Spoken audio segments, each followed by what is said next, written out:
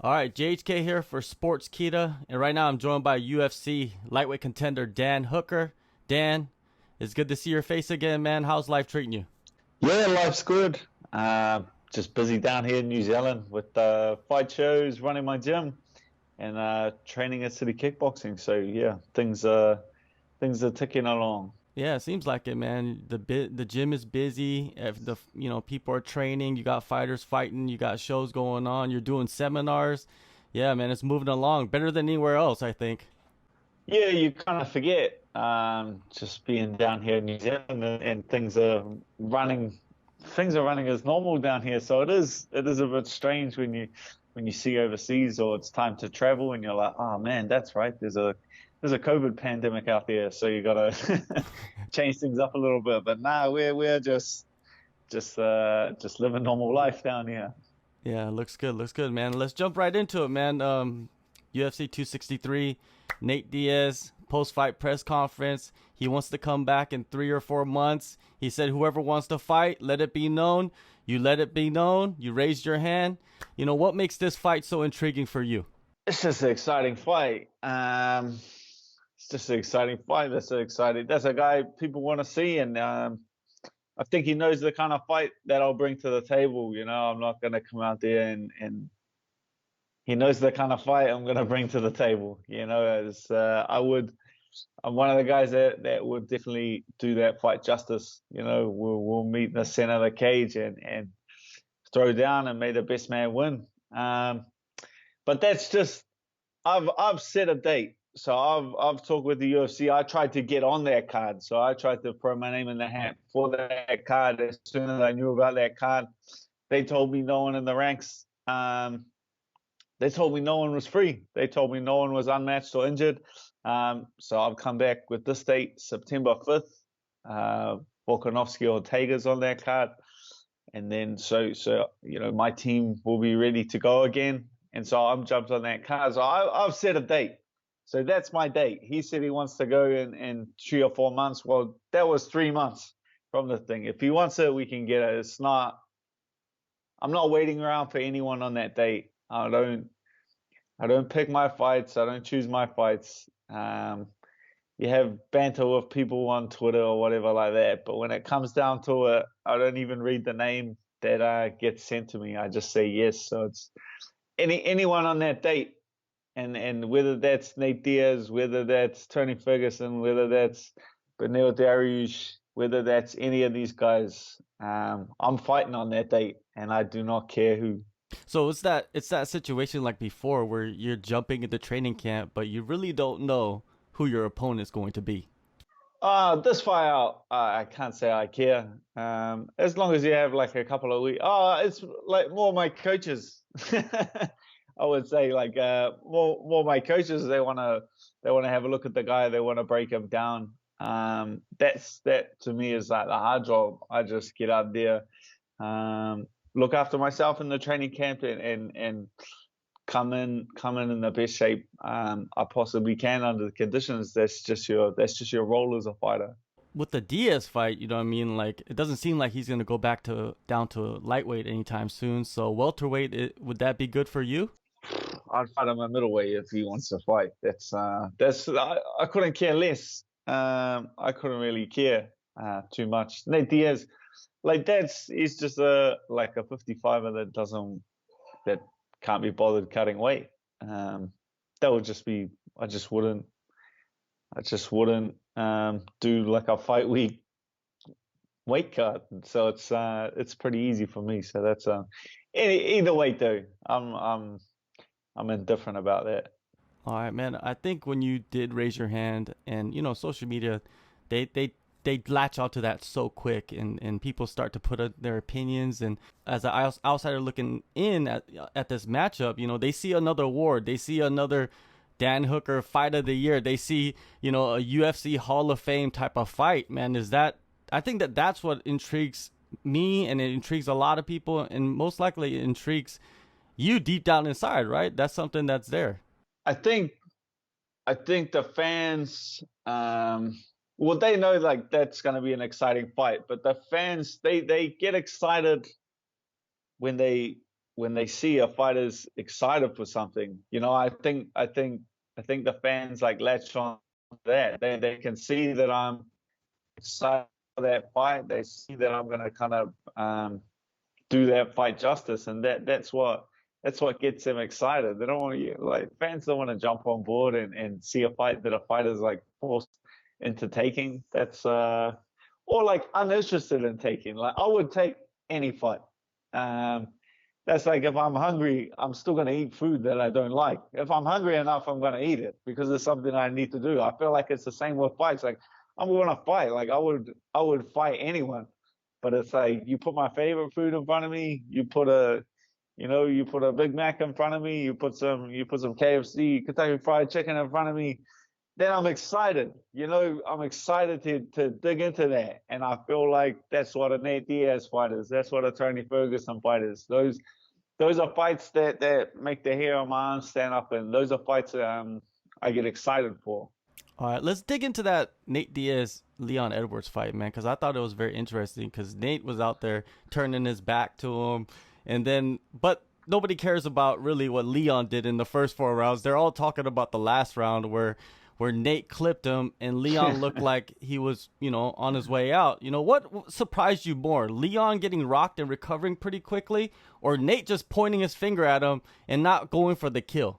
Yeah, there's like a lot of people saying that, like, oh, why didn't he rush him for the kill? But I feel like Nate's a smart fighter. He's smart enough to know, and he's probably hurt a lot of guys throughout his career. A fighter is the most dangerous when they're hurt.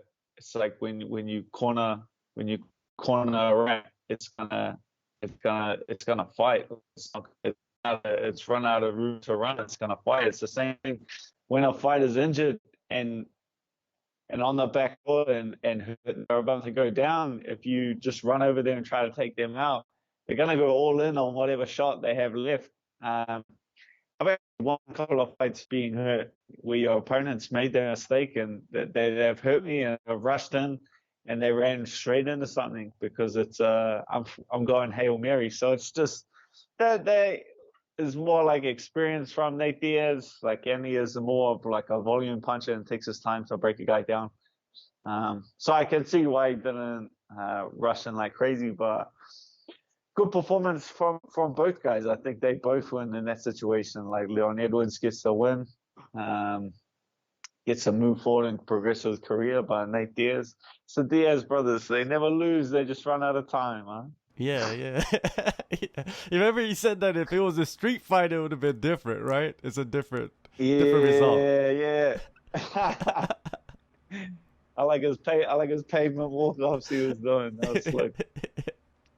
Yeah, man. And then, a lot of people responded to that saying that if it was a street fight, somebody would have stabbed somebody or something like that. So you can't really put that into context. Definitely not. There's some that's a whole different game. Exactly, man. Exactly. Now, Daniel White, man, he did an interview last week, I believe, and he was talking about the matchmakers, saying that you're not having a good or an easy time, matching you up with fighters. And you just mentioned that earlier, right? There was nobody in the rankings. Have they come to you with anything, like not a contract, but like even a name since then? Nah. Nothing. Nah. Nah, like they just told me, this is fact. This is pure fact. I tried to get on that card. As soon as I heard about it, as soon as Israel said, "Oh, I might be fighting on this date," I hit the UFC up before his fight was even locked in. I asked the UFC to get on this date. They told me no one ranked was like uninjured or unmatched at that stage.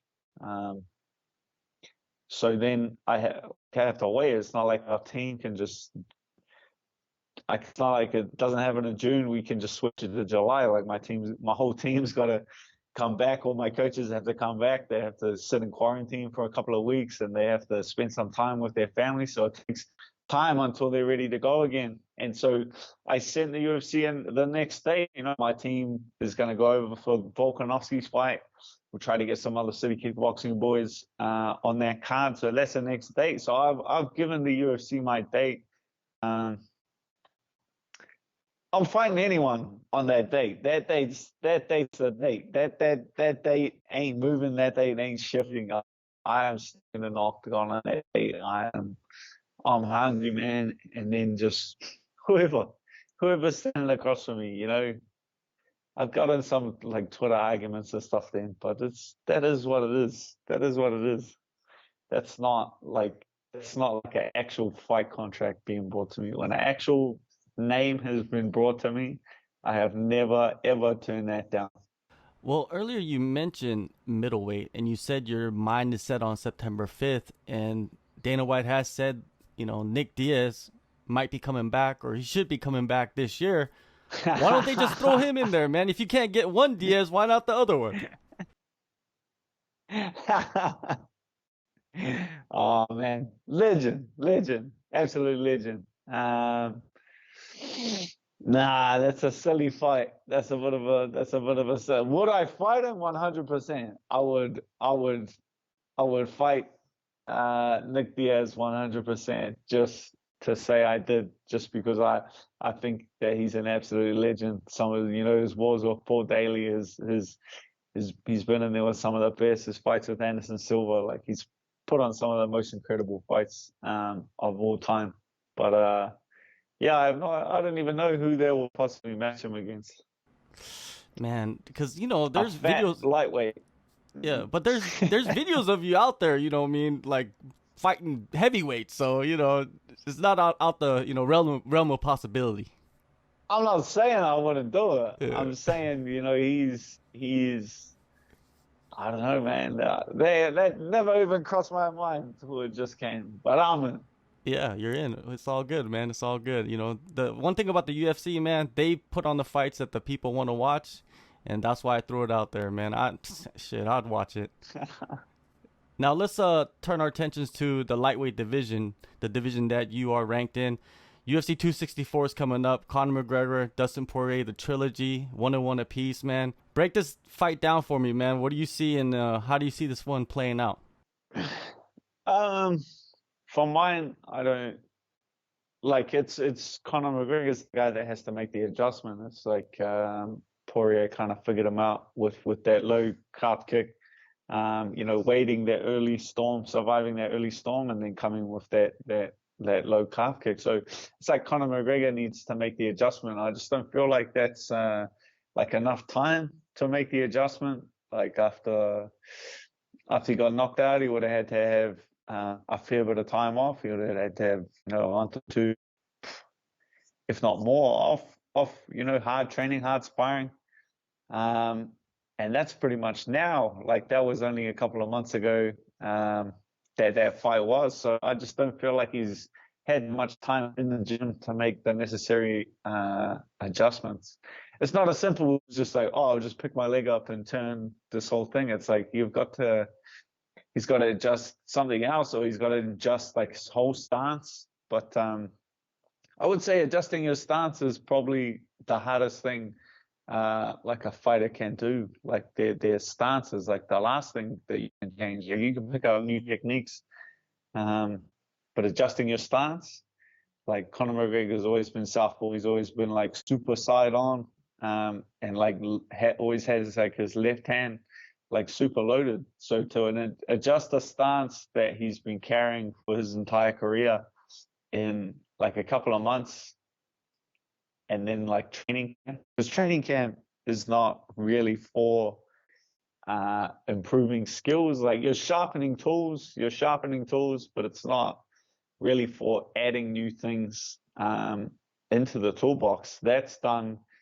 outside of training camp. Training camps for like sharpening existing tools, picking out things that you've used before, and getting fit. That's what it's for, to add something in and to throw something new into the mix. And a training camp is something that's very difficult. So I think just because of the time constraint, I can't see that fight playing out any different.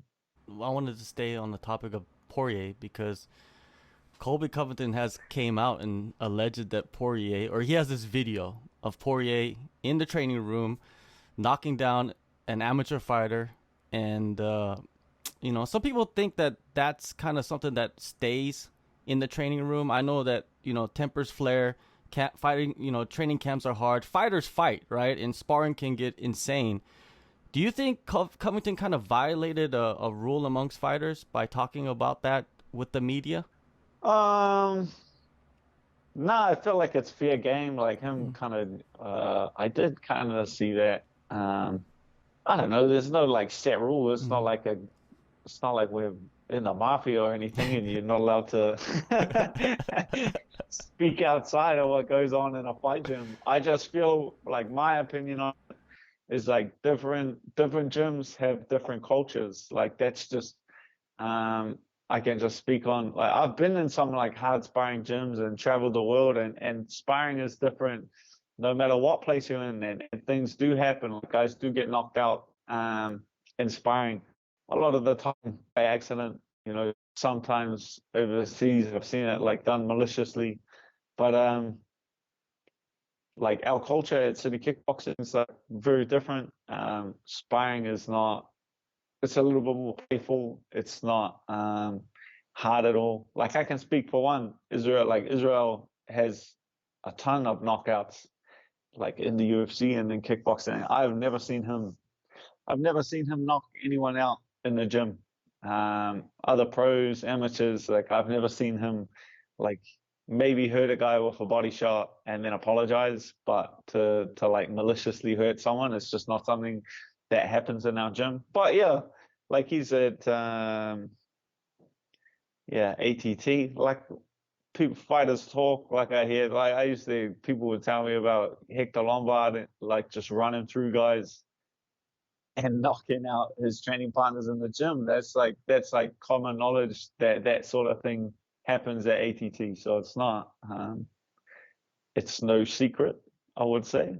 Okay, all right. Yeah, because I've been to a lot of gyms throughout Asia and especially Phuket, man. Sometimes you see some crazy sparring sessions in that Tiger Muay Thai mats, the outside mats out there. There's like 50, 60, 80 Yeah, people. that's that you see, that's like hard to control. There's like pros from all over the world. You got like 8 different languages on the mat. Like the coaches come in and say something at the start, like, "Hey guys, let's keep it chill." Some of I'd say like half of that room doesn't even speak English. So how do you even how do you even translate that? And there's like there's no like it's a pretty like transient place, so you get like a lot of new people coming through, a lot of guys like stopping by. So there's less of like the like camaraderie with your teammates. Like the guys that I've got on the mat at City Kickboxing, they've been with me for years. There's some of those guys on the mats there I've been training with for more than 10 years. So it's like a decade of your life.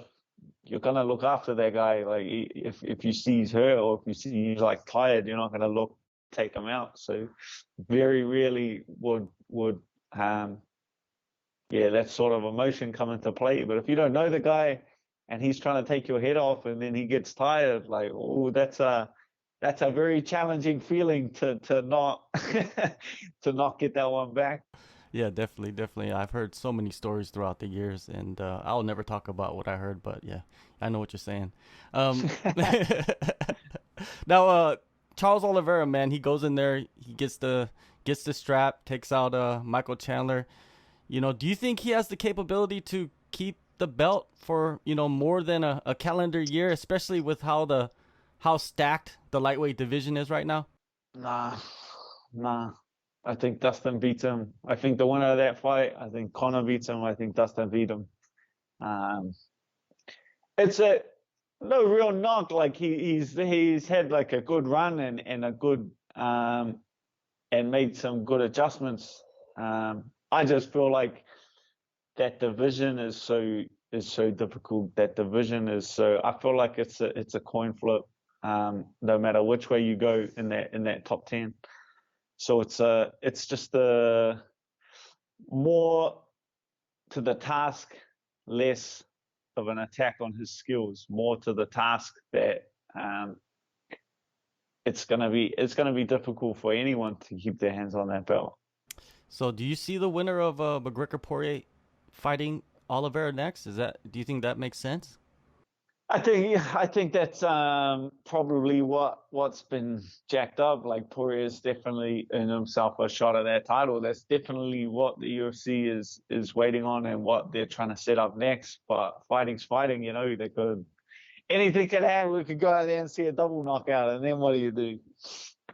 All right, now let's move on to the other big combat sports that everybody's talking about is the boxing, right? Everybody wants to box now, and and Jake Paul, he goes out there, he knocks out Ben Askren, and then signs with Showtime, which blew my mind, to be honest with you. Do you think having a respected entity like Showtime backing Jake Paul that legitimizes him somewhat? Um, I don't know if it legitimizes him. I think they just see the value in it. Like there's real value in that. There's people who are paying to watch that guy fight. Like I've got absolutely no knock on it. It's not like them making money is taking money off my table. Like that doesn't change the other thing. It's just kind of letting everyone understand the landscape of the business of boxing. Like it's the more eyes you can bring to the table, the more valuable you become. That's the kind of commodity we're dealing in. It's the mixture of fighting for entertainment and being able to draw a crowd. Do you think a lot of people are blinded by the hate towards him, and then they don't realize the other aspects of what he's doing? Yeah, I think that does like mask a lot of people. A lot of people are like falling for it, but it's the same playbook that McGregor, not McGregor, like Mayweather wrote, right? Like half the people wanted to see the best boxer in the world. Half the people wanted to see like this flamboyant guy flashing lots of money get knocked out and get humbled a little bit. So he's just bringing like whether you pay to see him get knocked out, whether you pay to see him win, you're paying to see him fight, and that's all they're after at the end of the day. So it's like a bit of the Mayweather love-hate playbook that he's kind of drawing from. But it seems to be getting like a lot of people interested, and he's really found a niche, and he's really found that the MMA community is like super easy to wind up. And he does an incredible job of it. Like the videos and the production value he puts together on like the argument, like that setup show with where Mayweather pushed him or he stole Mayweather's hat, and it was like a super clean video of it, and it's done incredibly, and the way that he talks shit and makes videos and does all of this it's like incredible. I feel like a lot of fighters will be able to learn something from it. Not for me, like it's not my style, but I feel like you're just gonna see it. I feel like with that kind of, like when people compare like that kind of salesmanship with like the likes of Colby Covington, who can't like really string a sentence together, it kind of makes them look like a bit silly. Like Colby's just irritates you. That's all it is. You're just like, what can he say? He's not like funny. He's not like a charismatic guy. He's not like likable in any way. So I feel like once there are a couple of guys that figure it out and they like have the assets to pursue that thing, they'll kind of surpass him big time. They book him against Tyron Woodley, and a lot of people are favoring Jake Paul to go there and beat Woodley. How do you see his chances against Woodley? I don't know. Like, what does that guy weigh? Like, he's a big guy, right? Yeah, he's like an 85er, like a middleweight around there, I believe.